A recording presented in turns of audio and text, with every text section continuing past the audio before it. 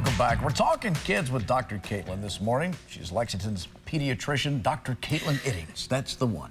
There she is. All right, so today she is joining us as she does each and every week. Today's topic is infant botulism, an intestinal disease that can be harmful to small children. So good to see you this morning. Good morning. This is a big one. When you hear the word botulism, it makes people go, I'm sorry, what? Lord. Yeah.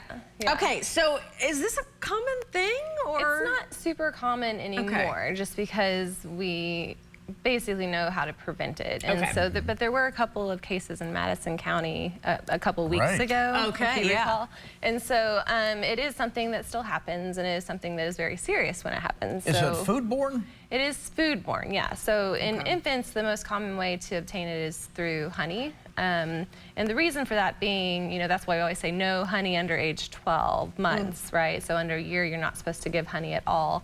The acidity of the stomach in infants is a lot less than that of yours and mine. And so when we eat honey, it kind of neutralizes that bacteria and those toxins, but they can't do that. And so they're much higher risk for those building up, colonizing their intestines, and then that bacteria in particular likes to release this botulism toxin, which is the same thing as like Botox. Exactly, right? yeah. So you think of like, so if you're thinking of symptoms to be on the lookout for after an infant has ingested honey, or potentially, I mean, it can happen with like canned goods as well. Okay, so there are other causes too. Yeah, so I mean, big one is like homemade canned goods that were done incorrectly, like green beans or something like that, that you might get out to like feed your 6-month-old or something. Yeah.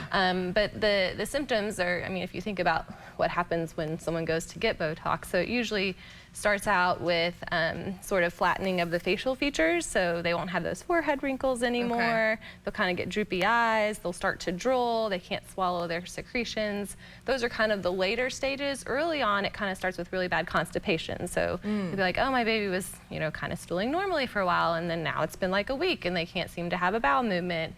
They can have some vomiting, lethargy, and then, like I said, it progresses kind of from head to toe with this sort of paralysis where the toxin releases and starts to cause pretty severe, you know, drooling and respiratory depression and stuff like that. So God forbid this happens to your child, what's their step? Like if you notice these symptoms, what do you do? Yeah, so get them immediately to the doctor, who's probably going to send them immediately to the emergency room. Because time is money when it comes to this. There is a antitoxin that they can give. They call it Baby Big. And so usually they would test the stools, but they wouldn't wait for the results because that can take a couple days. They would just go ahead and automatically, if they suspect it clinically, give that antitoxin, because that's going to neutralize the toxin that's in the blood and prevent further damage. Now, it's not going to prevent the damage that's kind of already been done, but just like Botox wears off over time, this can wear off over time, and usually people will recover if you can get them treated quickly. Okay, so yeah, time is money, as you said there. Get them help as soon as you can. And when this happened in Madison County, they were sort of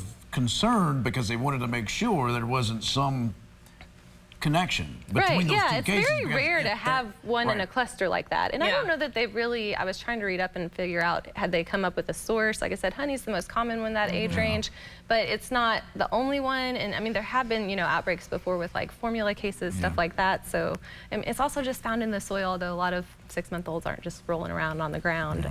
So that's another way to get it, is just playing in the dirt.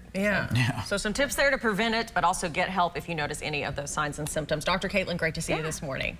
All right, stay with us. You're watching Good Morning Kentucky. We'll be right back.